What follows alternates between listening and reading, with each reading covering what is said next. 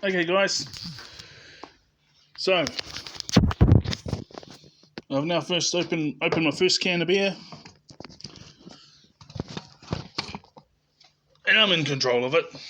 I'm just celebrating because of the fact I got back to another $1,000 on my savings and bought the peptides and the Irish sea moss and paid off my parking fee. And after all of that, I went and got all my groceries and that, and I still had, was it like $100 for spending money? So just went and got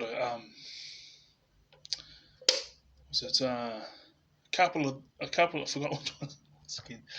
I got a couple of couple of these Bavaria Golds and a couple of the um, Bavaria.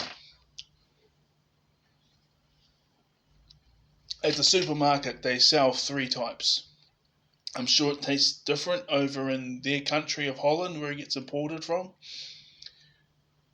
but it just tastes really good. You know what I'm saying? But then, obviously the taste changes as it gets deported. So even though it probably doesn't taste the same as it would in Holland, it it's one of the special beers for me because it's like $3.50 for one can.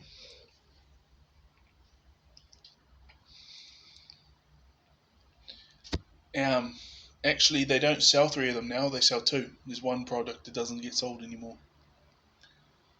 Because I remember when I was younger, this makes it easy for me. When I was younger, I heard my parents crying and complaining about how certain products were no longer being made, and they had all these other products. And these young ones today, they don't know what they're doing, and they have no respect for their elders, and they don't know what they're doing, and they're so self-centered and all this type of thing. But now some of the products that I enjoyed, like different types of food and different types of like drink and even some beers are no longer being produced. There's these new labels, but some of them still are. And it's like I remember my parents and that.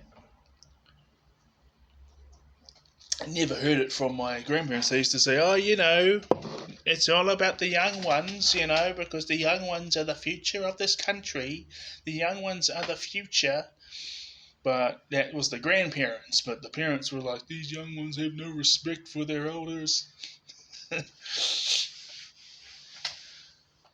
That's all good.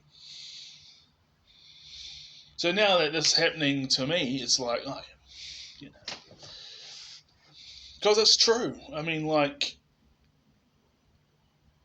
I'm making the very best of the situation, but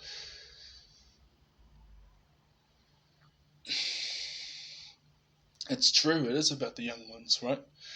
But I want to have children and raise a family. I want to do all these things. But when the young ones come up with these new ideas, and in us people that are, I'm not old. I'm like 36, but I'm old enough, so I'm like experienced enough.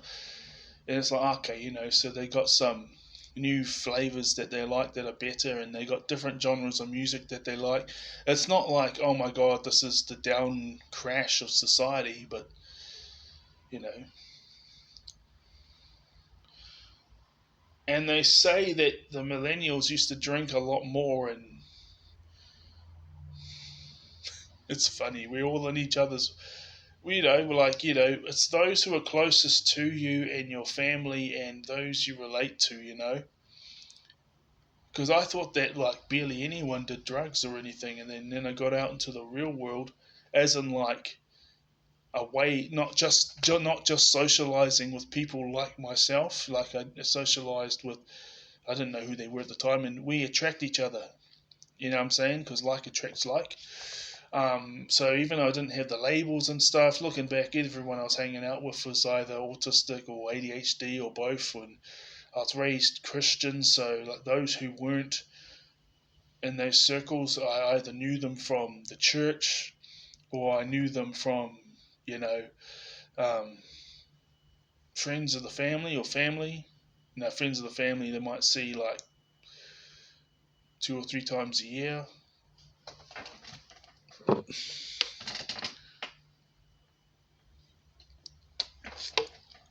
And then you have you know, people who play the same sports as you, and things like that, you know.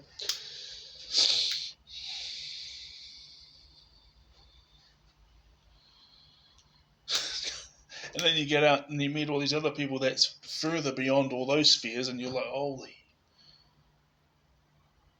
You know, like there's drug sales going on right under your nose without you even knowing it. Alcohol's a drug, but you know what I mean, other drugs. There's drug sales going on under your nose without you even knowing it. But now I know it.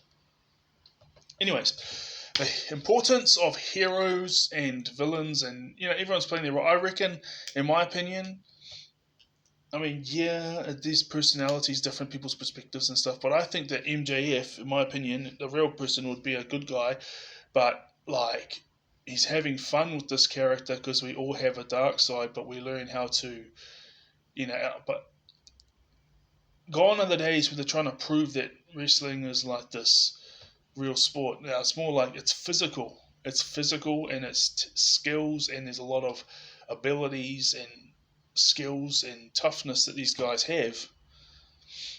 And most of them are black belts in something, but it's just a means to make money. And the reason why they perform each week, and it does wear and tear on your body, and they do get injured, but they can perform each week, or 2 to 3 times a week actually, because there's the shows they don't put on TV and there's shows they do.